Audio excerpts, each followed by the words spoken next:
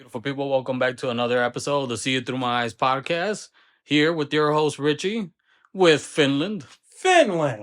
Erica, What's up, everybody? and today we're going to be reacting to a new episode. We might be only doing parts of the video, so go make sure to check out the entirety of the video. The video is called "The Reason Why Latinos Voted for Trump is Sicker Than We Thought." Okay, interesting. Interesting term of phrase, I right? know, right? But yeah, go check out the entirety of the episode. Check out the channels 100 News. Before we start, I just want to make sure that we get some rules in the comment section. If you are going to leave anything, please keep it respectful. We're going to have an open discussion respectfully, and we will not be tolerating any trolling or disrespect. So, with that being said, let's get right into it. Donald Trump once launched his campaign by calling Mexican immigrants rapists. He built an empire of fear around walls, deportations, and ICE raids. And yet, by 2024, nearly half of Latino voters chose him. From the outside, it feels impossible. How could the man whose presidency defined by cruelty at the border, family separation, mass deportations, promises of mass deportations, be embraced by the very communities he targeted? But the answer isn't simple, because Latino voters aren't a monolith. They're a country within a country, shaped by class, faith, geography, and history. And if you look closely, the story isn't one of betrayal. It's about belonging, identity, and a political system that still doesn't know how to listen. I'm an outsider looking in. I'm not here to judge. I just want to understand what happened here. Okay, so Damn. starting off with the first part. Before she gets into the entirety of the video, what do you guys think so far? Like, what do you guys agree or disagree that there's multiple reasons why the Latino American population voted for Trump? Well, a big portion of them. It could be.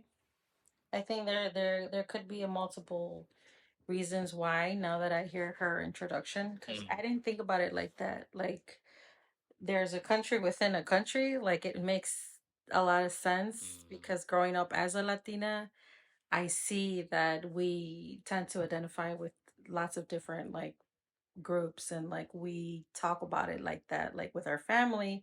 We say, oh, the people from this town or the people from that town, and it's like we're all really in the same country, Mexico. So it can, I feel like, make sense where she's going with this.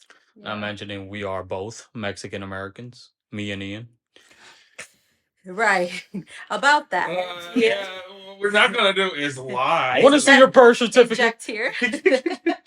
But me and Kika, obviously, we're cousins. Our fathers are brothers, so we were born here. But kind of the whole country and within the country, it is true, because even though we are American citizens, there is no denying that we also speak sometimes like we are identifying with that nationality, which we both have visited Mexico before, but we haven't lived there. I haven't. Oh! Did you not know this? Wow. This is the first time I hear about this. I've never been on a plane, actually. Interesting fact. But yeah, besides that, I've never been. But yeah, you still like. I know, like I've always done. I've always said, "Oh yeah, I'm Mexican," but in reality, I'm Mexican American, or at least of Mexican heritage. And I feel like that's kind of like what the whole country within a country is talking about, because we never have lived in Mexico. Me, at least for like 6 months, I was visiting when I was like 6 years old. Yeah.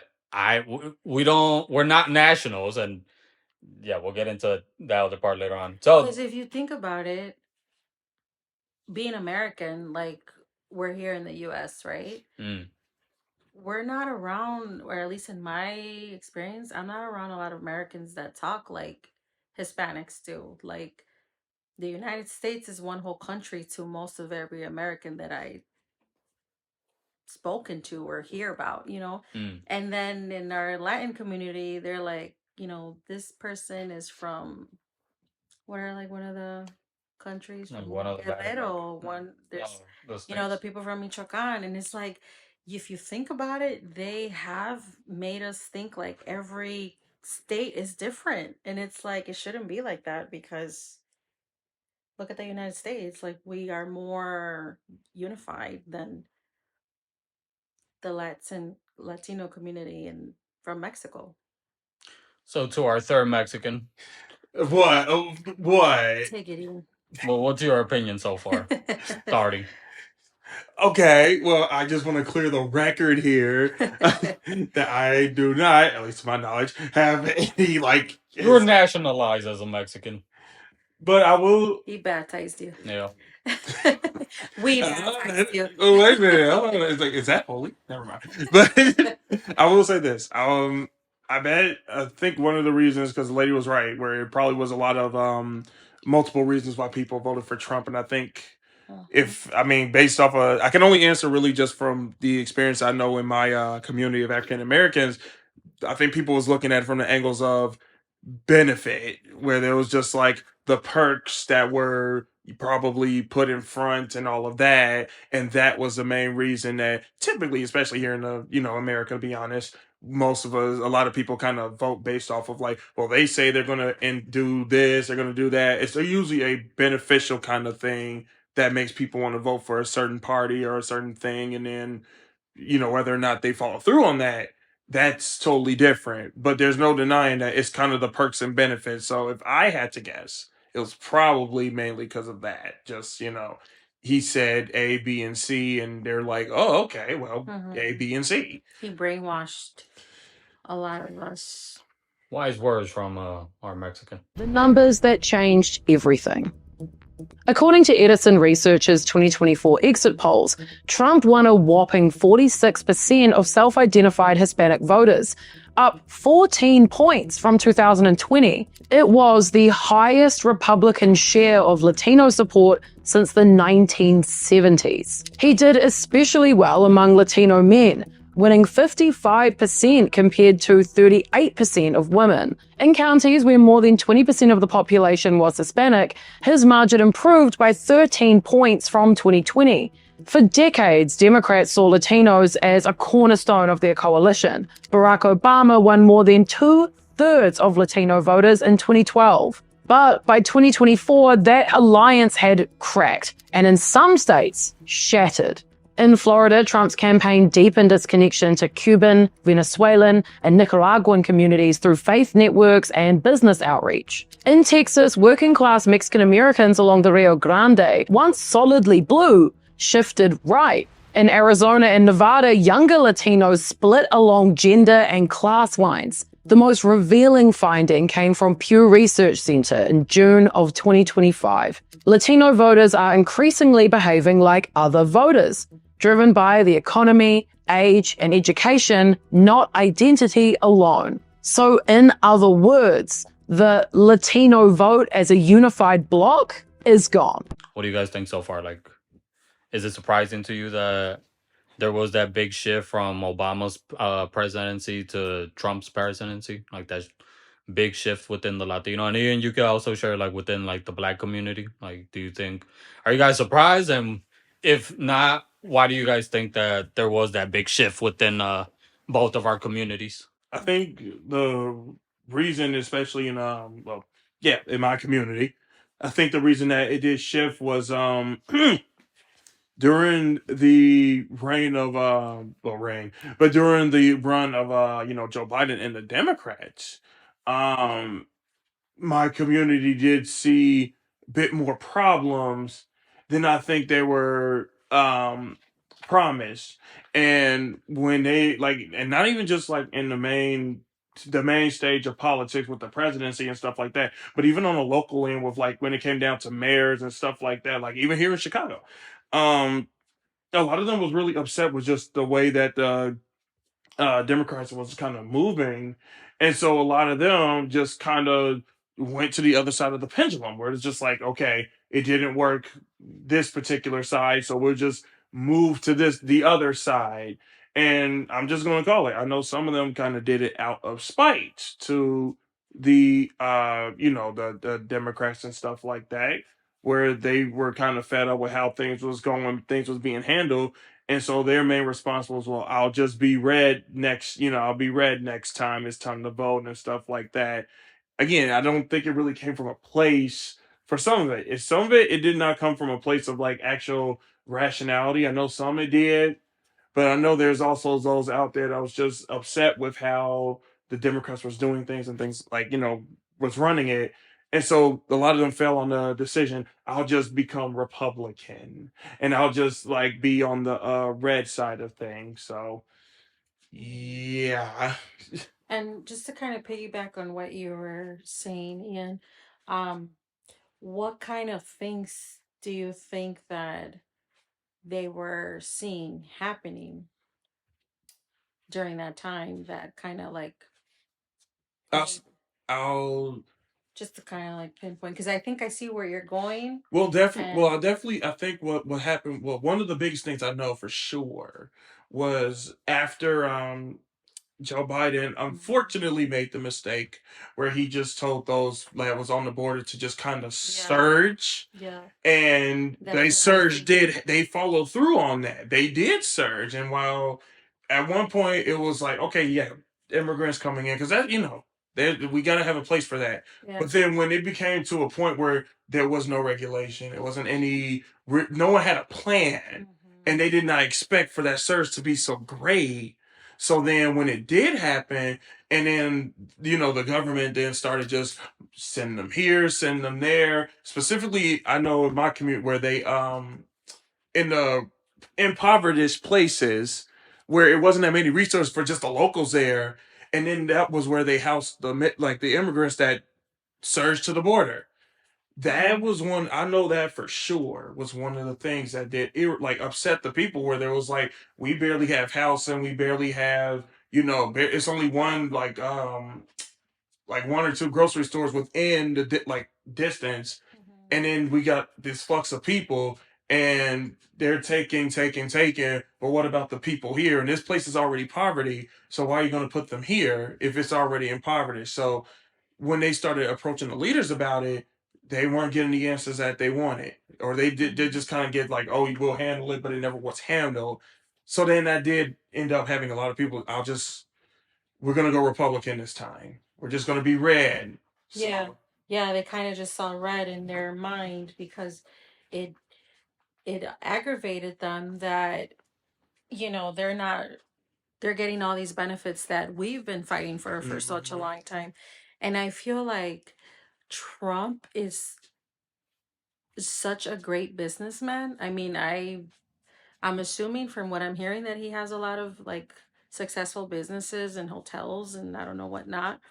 But I feel it because of what he did. Like, hello, he became the president. He like piggybacked on everything that was going on during this time, during Biden's time. And he was so smart, and it also like triggered him like strategically to use that as his power and like brainwash all these people like to vote for him because he was going to do something about it. He was going to give us back what we deserve because we're Americans and this and that. And it's just like because I definitely remember he in that phase, talked the talk, I remember in that phase, one thing he kept doing repeatedly was just look at what Biden's administration is doing. pointing fingers. Exactly. And then, unfortunately, because things were definitely looking the way that they were, Yeah. people did was like, you know what, you're right. This looks chaotic.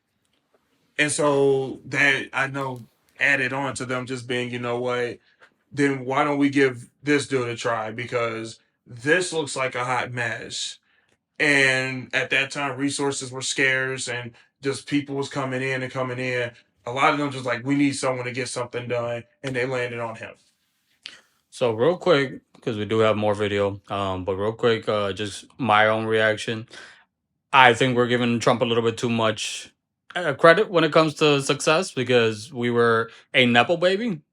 And no, he's not the most he's not the smartest businessman if you look up his records, but one thing that I do agree is the fact that he knew how to manipulate people because it is easy to point out what is already happening if people didn't do their research because a lot of a lot of the stuff that was happening in during the Biden administration, I've had my gripes with that administration, but I got to be fair, one of the biggest things was inflation. We tied that back to Trump's first administration and we started seeing the effects until Biden became president.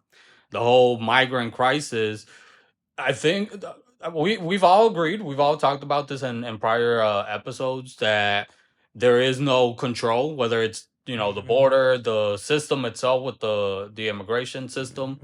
And a big part that happened this time, where a lot of the focus was to stop certain immigrants from coming from certain areas, like Central Americans, specifically Salvadorans, Guatemalans, and Hondurans, Mexicans, because that, especially in the early 2000s and even before that, that was the populations that were coming in through the border. The ones that started coming in a little bit, like I want to say like mid 2010s all the way to throughout Biden's administration, were mostly Venezuelans. There were over 100 different nationalities, but a big percentage of that were Venezuelans, were Cubans that were escaping their countries and then coming over here looking for asylum seeking. And we talked about this already, about just the complete shit show that they had, and just being completely disorganized. Because it's, if you want to let people in because you want to actually help them, that's great and everything. But if you don't have a system and you haven't even helped out the people that are in your country already that are suffering, you know, it's kind of hard for me to be like, oh, well, you see, the U.S. cares so much about other people when you literally have your own people starving, you have your own people, being And homeless. that's what they were mad about. You have an already existing immigrant community that has been contributing to the economy for years, and yet they haven't been. They're paying taxes. They're not getting any benefits, but yet they're still being targeted. Here comes a whole different demographic coming in very similarly, and yet they're getting all the benefits, like you said, Kika, getting all the benefits that other people, both undocumented as well as citizens, were never getting. So I think that was inflation with the prices going up in like pretty much everything. The migrant crisis, that being one. And Trump, if you listen to Trump, it doesn't make sense, but one thing that he has is he knows how to talk. And the problem with dumb people that know how to talk, they'll say anything, but if they got any sense of charisma, they can get away with it. They People can, eat that especially stuff.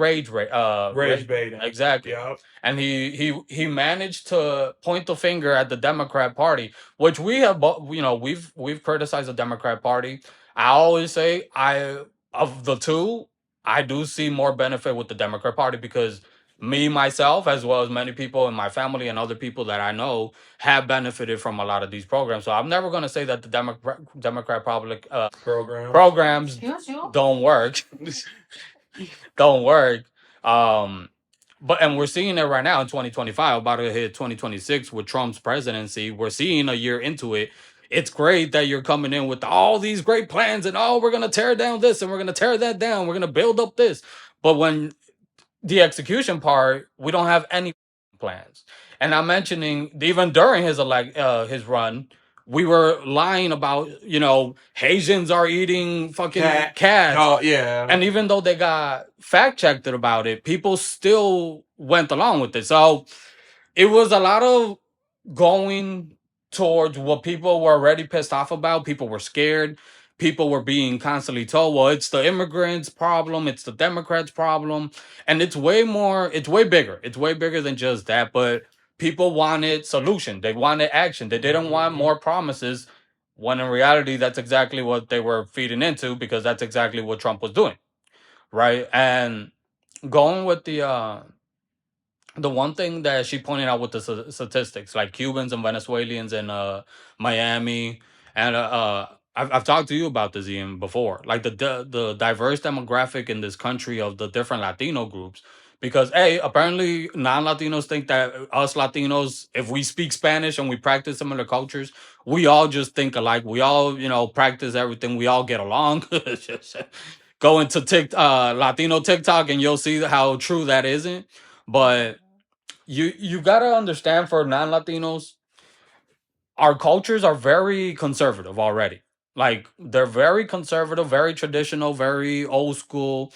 You're coming into this country, and a lot, if I gotta call it, we do benefit from the Democrat Party. But then when we start, feeling we got a sense of Americanism in us, that's when we can show, oh well, now I'm an American, so now I can vote against the same programs we benefited from. So, with the criticism aside, like I said, of a lot of these programs that for years haven't helped, the broken immigration system that we have, the broken borders that we have, the justice system, just everything that has failed a lot of communities, not just the Latinos, but the African American, the white American, so many different communities that I hope, and it seems like the Democrats are starting to finally wake up and see, yeah, that whole little, menstrual show that we have for years and making all these promises. Oh, look, Shakira is talking about vote for whoever, or J Lo is telling you to vote for whoever. That doesn't work. No. You saw it with the black community, bringing in Quavo, bringing in Megan Thee Stallion and Obama and all that. But how never that addressing backfired. the issue. Exactly. Or bringing up people that were really, talking about gun control and all that when we're rapping about that, But whatever. But let's go to the next step. The price of survival. In 2024, 2/3 of voters told pollsters in the US economy was in poor shape. Among Latinos, that number was even higher. 46% said their family's financial situation was worse than 4 years ago, according to Reuters. Trump leaned into that anger, promising tax cuts, attacking inflation, and branding himself as the workers' candidate. Republicans have consistently beat Democrats on connecting with voters on the economy, said Clarissa Martinez de Castro, vice president of the nonpartisan Unidos US Latino Vote Initiative. This was a referendum on the economy, and that has consistently been the number 1, 2, and 3 issues for Hispanic voters. To many Latino workers, especially men in construction, logistics, or small business, Trump's populism didn't feel racist. It felt more practical. He spoke about jobs, not social justice, about competition, not diversity. As one Mexican-born voter in Arizona told Reuters, the 3 biggest things of importance are family values, being pro-life, and religion. I don't feel like Kamala represents those values. Scene of the crime, once again religion, watch my other videos. That one quote catches something Democrats have really struggled to grasp. Trump didn't necessarily win the Latino vote. He met it where it already was. Too many workers? No. Like, she said that a lot of the workers thought there was too many workers. That a lot of, for example, construction workers that aligned with what Trump was kind of saying, and they didn't feel like all the shit that he was saying about their rapists, their criminals, and all that. They didn't feel like that was racist because to them he's quote unquote coming with the plan to change the economy, which is obviously going to affect construction companies, companies like that. What did she say that Trump was supposed to be like the working man party? Yeah, the representative. It's again a nepo baby who has had 6 bankruptcies and countless other scandals. It's just funny how people. Wow, did I know that? Oh yeah, there's a ton of shit. 6? And that's all the stuff that he started. Because what he likes to go off by, that's your daddy's shit. But anyway. But he's filed for bankruptcy Yes. 6 times? 6 times, yes. 6 different Holy businesses. shit. But I should do that here. But shit. Continuing on, I think I think that it is important to point that out. That a lot of Latinos, it's sad to say it, we've adapted to racism. We've always been treated as 3rd-class citizens, whether American or not. So to us, it's like, they call us wetbacks. They tell us to go back to our country, even though, we're born here.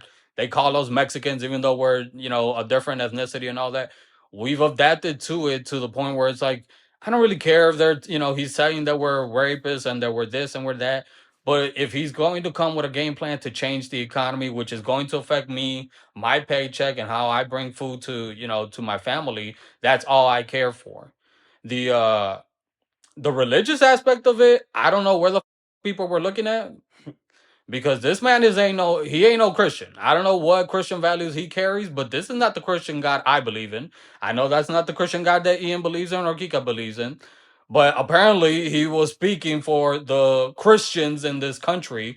Now, yes, the Democrats, we are way far off when it comes to religion.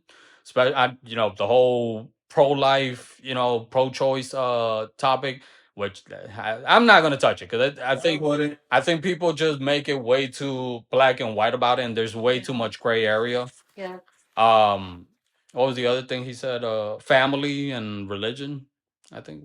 Tax cuts.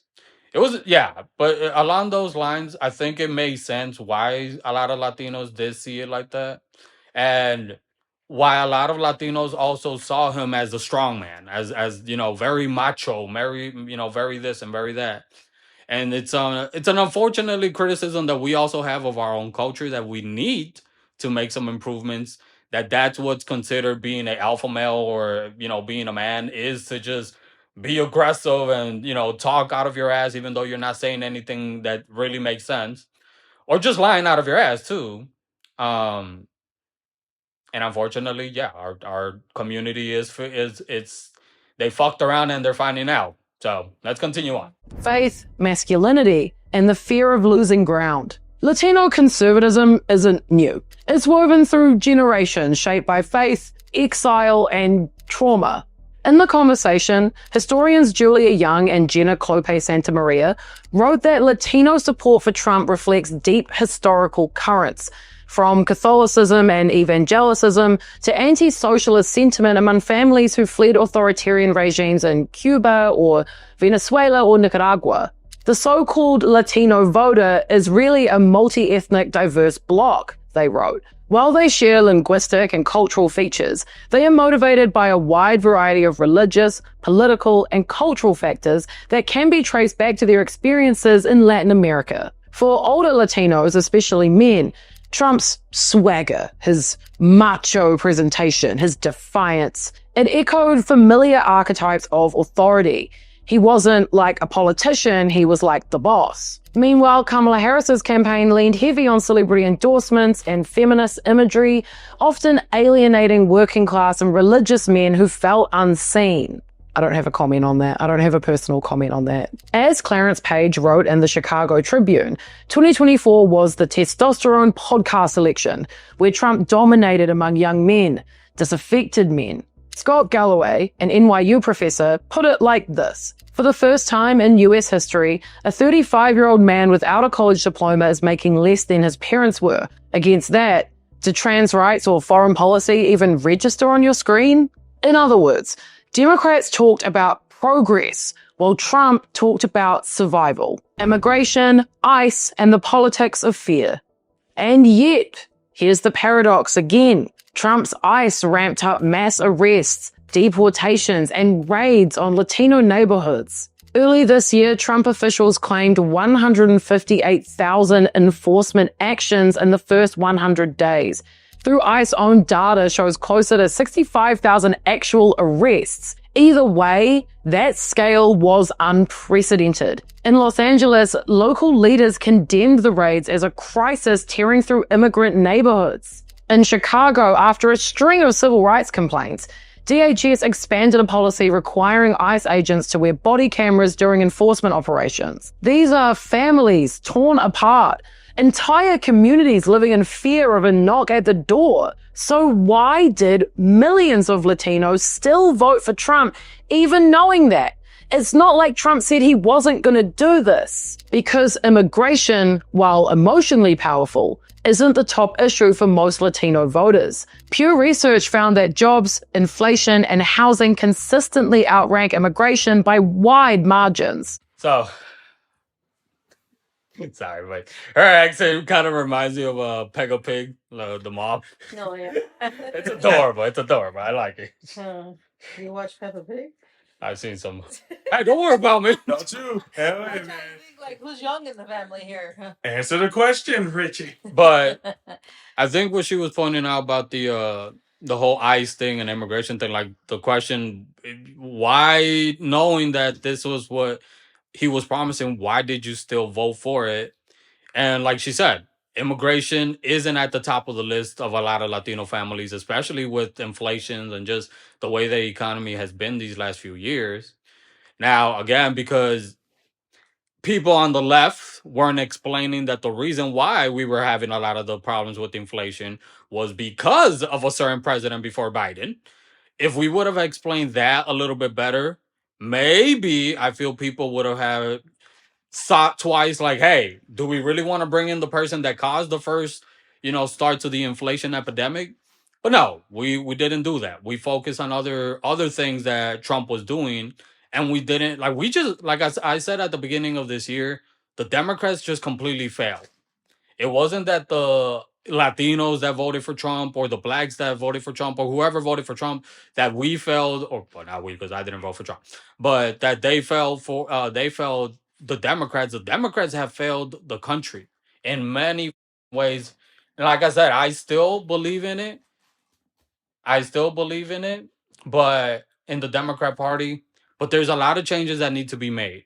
A lot of changes. And to see a lot of like what she, and I'm gonna try to tread lightly with that this topic, but the trans rights stuff, that topic. If you're not of that community, it's obvious that that's not going to be something that's going to affect you. Now, obviously, like I said earlier, there's a lot of conservatism within the Latino communities. So when they hear all of the trans, the LGBTQ plus stuff, obviously they're not going to be like, oh, I'm not too worried about voting for the candidate that's talking about that. I'm more concerned about who's going to help me to pay these bills, pay the rent, make ensure my employment. um and that's unfortunately the Democrats, they apparently think this worked the first few times, it's going to work again. And they got lazy. They got lazy, they got cocky, and they also found out. They fucked around, they found out. Like the Latinos, we all our values are completely different. It doesn't mean that we're transphobic. It doesn't mean that we hate, this community or that community. Not there are people like that in our community, just like in any other community. I spoke to this. I remember with Jesus that brought up the point that he felt that a lot of people that didn't vote for Kamala was because she was a woman of color. And I'm not saying that that isn't real, but there is way too much into that. Like there were way more reasons I feel that people voted for Trump than they did for Kamala, or just didn't vote at all. They didn't want to vote for either one. Besides, oh well, she's a woman and she's of color, and he's a racist. It showed like there are more reasons that people were voting. And I feel a lot of the time, a lot of the people that voted were also voting on one topic or one issue that affected them directly. And it's obvious, right? That's one big criticism that I have when it comes to like voting, where when you go into that booth and you vote, you're going to vote for what affects you and your loved ones. You're not going to vote for what affects the rest of the country. I'm sure that there are people like that, but I feel at least, I don't know, the majority of people that vote, whether here or any other country, it's always like that. You're going in there to vote for what's going to affect you, your people, your family, your loved ones, whoever, your kids, your future, your community, and that's kind of really it. I don't think anyone is going to vote for the entirety country because everybody has their own principles, their own values, their own situations and lifestyles, and agreeing and disagreeing on so many of these issues. So to put everyone of a minority group under one specific umbrella and thinking that we all were going to agree, you saw the numbers. We didn't. So what do you guys? I rambled on. What do you guys think? I'll say this. It's like kind of going into like again, just like kind of the black community on like what happened in that voting process. Again, it's you mentioned how like the Democrats failed and they fumbled a lot. Like you touched on it, where when it came down to what was like issues and stuff like that, they kept tossing celebrities at us, and they kept tossing like at least talk to your people.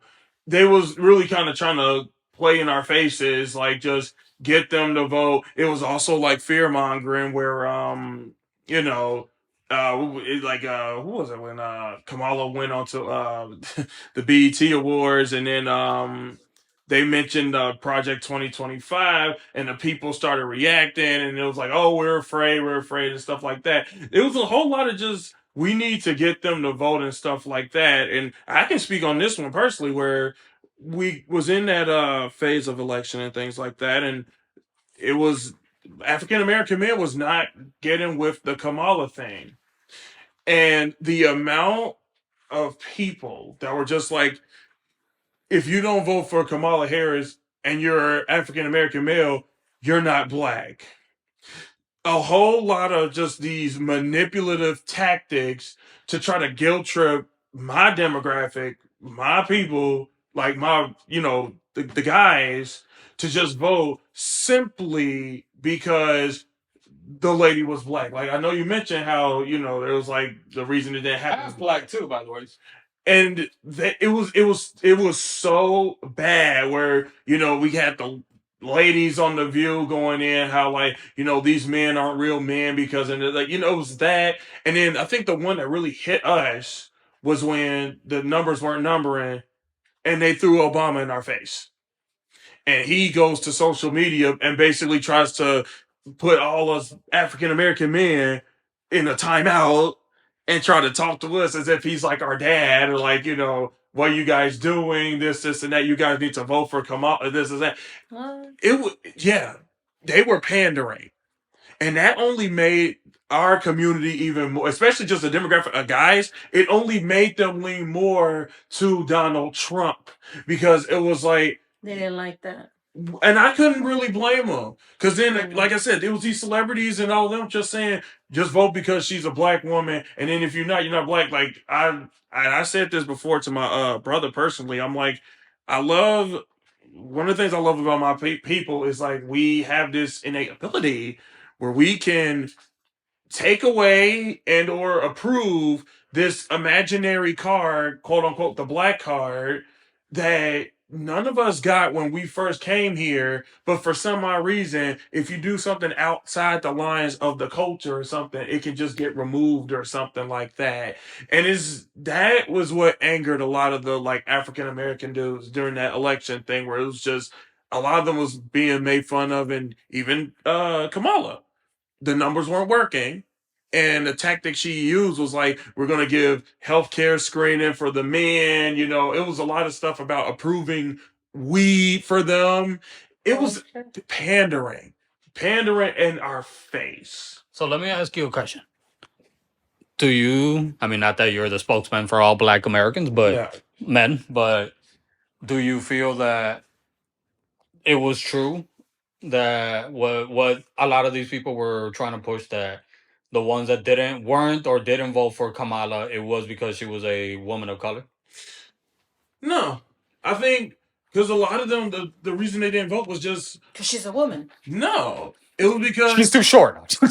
The issue that they was having. I think it's the woman part. Well, I mean, maybe I can't say for sure if that's part of it, but I know one part for sure was when it came down to asking her what, like, we need this done, this, and that done, she would give passive answers, just like, let's just get this done, guys. And it's like, something out of the place of emotion and out of the place of just like, well, that's an answer when it's not an answer. Yeah. And that wasn't. And she was very unprepared. And she was very unprepared. Well, look, inside knowledge, she was a Democratic person that we did not choose. When that election came around, they needed to put someone to the forefront. They chose her, and they kept pushing her in our faces as if we picked her. Like, this is going to be the person to run. When it's like they made that choice for us, so we already was not in a good standing right there. Because then she just started circulating. It's like, wait, did anyone ever say we want her to be the president? It's not. They just kind of threw her in our faces. So, Kika, I want to talk to you real quick. So, do you remember a couple years ago when it was Hillary and I want to say it was Bernie? It was. No. A little bit before that. When I think it was the Hillary versus Bernie. And then eventually Bernie got taken out, and then it became Hillary versus Trump. But do you remember a conversation that me and you had that I told you I was actually going to vote for Hillary? Remember that conversation? Okay, you probably don't. No. But I remember that conversation because it caught me off guard when you told me that you didn't like a lot of the stands that she had. And I'm not going to lie, it did kind of caught me off guard because I was like, and I was younger. I was like, huh, it's a female telling me not to vote for the only female candidate. And it opened up my eyes, and I'm glad that you caught me and you told me about, you introduced me to actually to Bernie Sanders. And I did like my own research, and I also did my research into Hillary. Because especially out of high school, I wasn't a political during high school. I was hardly high school during high school. That is But true. like I didn't do any research. I just went along with whatever the news was telling me that, this is good and these people are bad and these people are good and all that. So the reason why I bring up the Hillary stuff, I'm not black, I'm Hispanic, but I was one of the men that didn't vote for Kamala, but I also didn't vote for Trump. But a lot of the reasons why I didn't vote for Kamala was also a lot of the reasons why I didn't vote for Hillary. Now, I'm not one of these, a woman in office. If you're going to put somebody in office, whether they're man, woman, whatever the hell color, at least to bring something to the table that's actually going to be effective.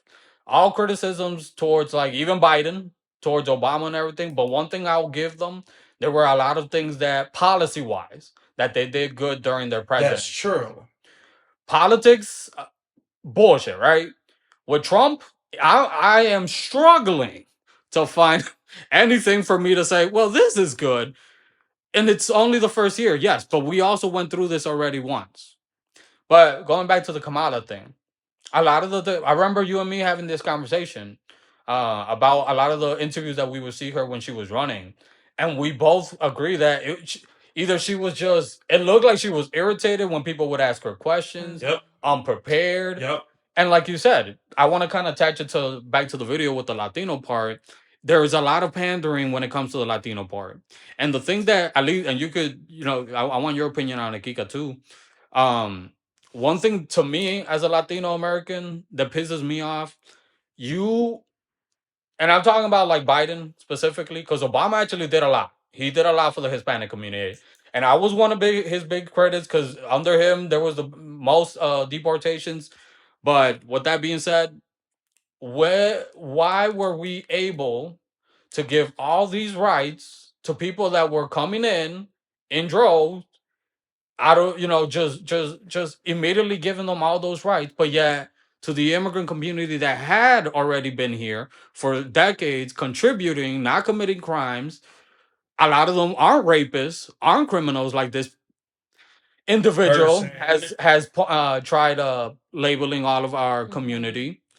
But why was it that Biden and Kamala and all these Democrats were willing to give all these programs and all this assistance to that community of Latinos, but yet our community of Latinos was pandered to and completely ignored for so long?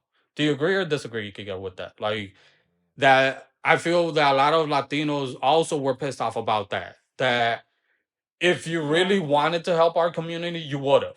Clearly, because you already are helping out these people that are coming in, these migrants that were coming in. You gave them all these benefits. A lot of them even became, they got their programs to become citizens and everything. But yet, why our community has been ignored for years and told, oh, well, we're going to help out. We're going to help out. And yet nothing is being done about it. What do you think, Kika? I completely agree.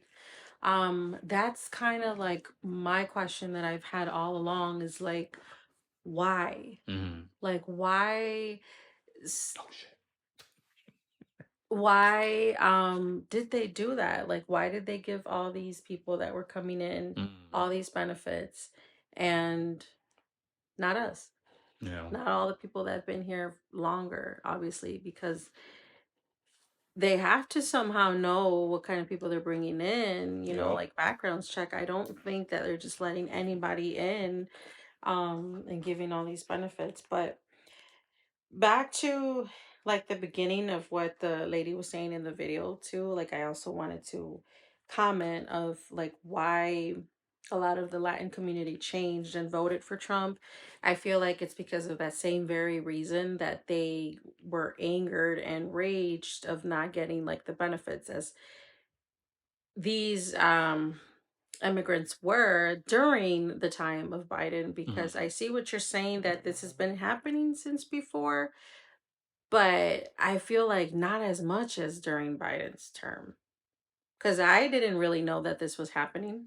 to be honest. Like the refugees coming in, like the Yeah, migrants. yeah. I did Oh not yeah, under know him, that it was at all. like 10 times multiplied. Well, he's the one that So- said the word surge, and they took that to heart, and they surged.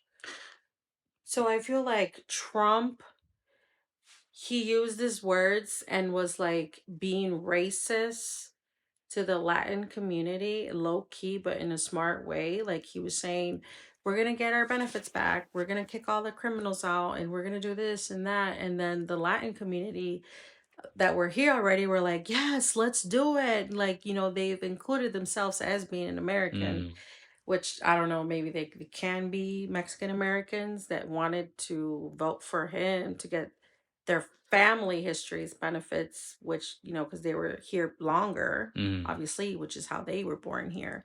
But I feel like Trump was low key. I can say he acts like a racist till this day. He was being a racist low key with like his speeches that he was giving and his um promises that he was going to do for us, for the Americans. And then the Latin community was like, okay, wait, backtrack.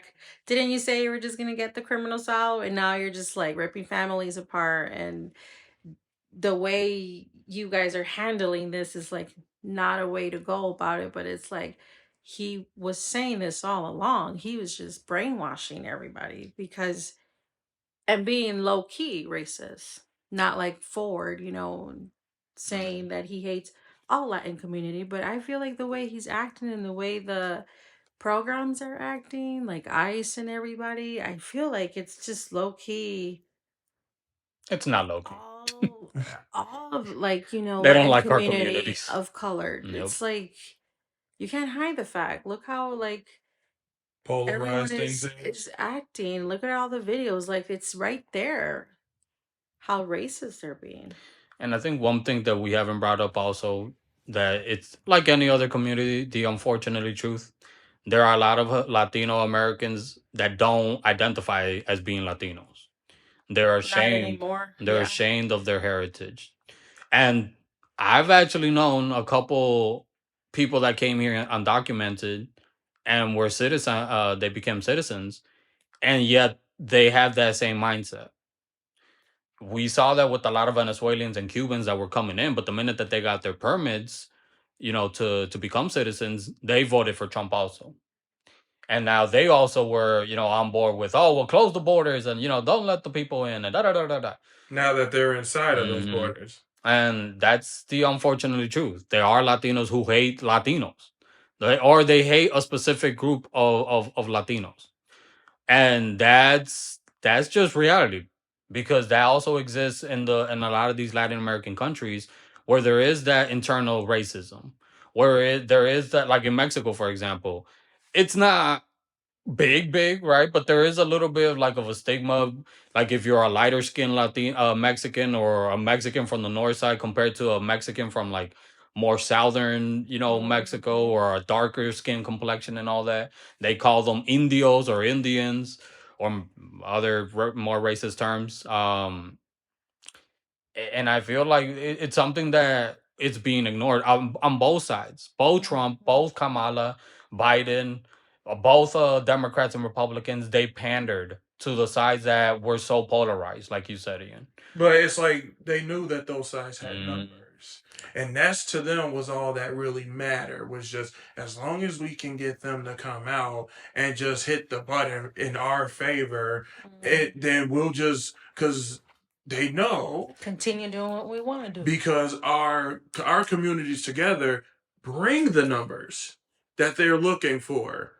So they had so the main tactic was always been pander to the point where then on the inside create that division. Just, you know what, let's go this way, well, I'll go that way, because as long as those numbers hit, that's it.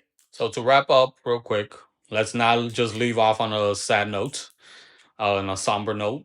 Let's reflect, but also maybe some advice that we would give, whether it's to the Latino community that voted for Trump or voted for Kamala, or for the Black community. This is not just about Latinos, because this affects all communities, but to the Black community that also either voted for Kamala or for Trumpian, you could.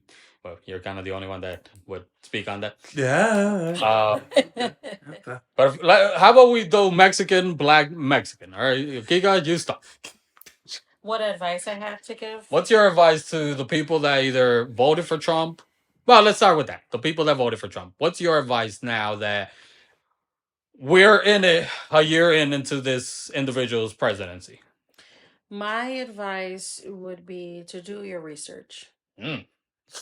Please. She made me so proud right now. Please do your research, because you can, like Richie said, you can really like go about what everybody is saying. Getting distracted over here. Oh, sorry. About the reasoning, like who to vote for when it comes to like voting wise. But give yourself time to do your research, because it's not only just about one thing, it's about a lot of things that can change your life, that these leaders are planning on doing. And this is your country, whether you were born here or not, you're living here. And if you can vote, vote. Always vote. But please, before voting, do your research. I'm hungry. Fat ass. I I hope it picked it up. Do your research and be open minded. And then before you do your research, Be open minded. black man. To the ones that voted for Trump, I'm just going to keep it straight where it's just, you're going to have to show accountability. Yep. Because that's the thing I think that's irritating me, where it was just people made their choices, and a lot of them had a whole lot of stuff to say to those who didn't vote the same way that they did. But then when things started happening, policies came out and actions got taken, and it did start affecting their doorstep, then they wanted to start backpedaling. They wanted to start, trying to be on the opposite end. My thing is just you choose the side of the fence that you're on and you stay on it. You can't just back off because it's not going your way. Like, show accountability. This was before you get mad, understand these were the choices that you did in fact make, especially to those, and I'm going double for those that just voted because Trump was popular and he's just got that Rigo. It's like, very well, you voted based off of just because he's popular and all that, then you got to be held accountable for that. So you can't be going out here just like, I didn't know this, and that. It's like, yes, you chose not to know. So be accountable behind the choices that you made. And then the rule of thumb I usually tell, people is just learn from your mistakes, and then on top of that, just what you got wrong with this election or what you got wrong this time, get it right the next time around. Get it right with someone else. Amen.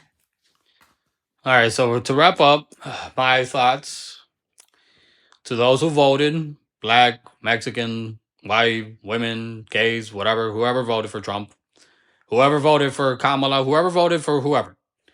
Piggybacking off what you said, do your research. Do your fucking research. Stop listening to your influencers and your news networks that are just lying to you, and it's whatever's profitable, depending on their political agenda and their pockets. Stop listening. Do your actual research. If you care about your country, do your actual research. Don't fall for politics. Go for policies. That's one thing that I've learned as older as I get. Do your research. To all my Christians, spiritual people, and other religions who seem to worship this man, stop that. Especially to the Christians. He is not a god. You shouldn't be idolizing this man. To the MAGA, especially, if you are Christian, wake the fuck up, because you're idolizing this person like he's a god. He's a human being. And my biases and feelings of his personality aside, he has his flaws as just like any other human being.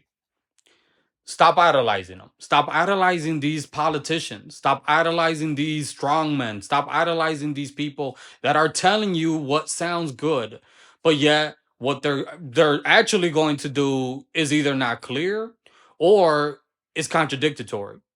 Is that a word? Yeah, we can make it one. It's 2025. It's our channel. We can make it ours. But go out there and vote. We're about to hit midterm elections, so the local, elections. If you really want to redeem yourself, get your ass out there like you did when you voted for this motherfucker and fixed what you also helped cause. Go out there. I also agree about holding accountability. And I, as one that I did spread the truth about both sides, I'm holding you accountable for those who voted for Trump like I would for those who voted for Kamala. And if we were in the same situation with her, go out there.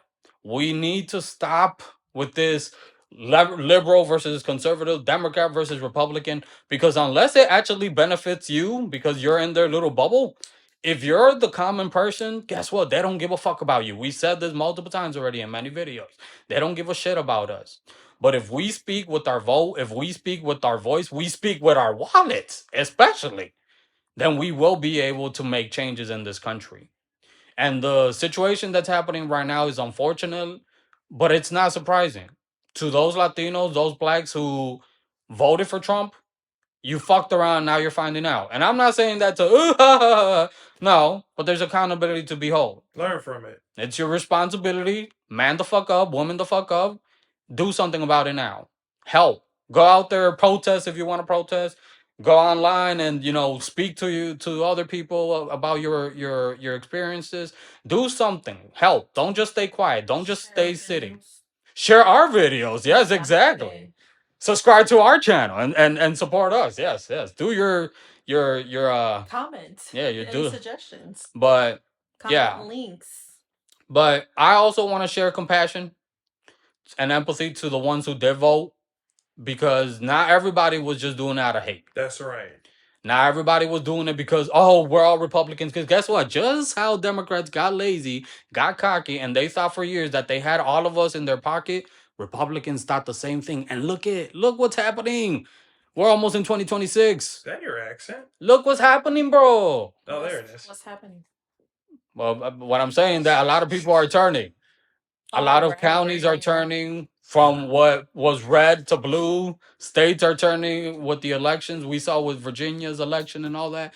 We're seeing that. And these politicians, I don't know if they really believe that they're just going to brainwash. Maybe they did at one point. They were able to brainwash us and keep us right there like dummies.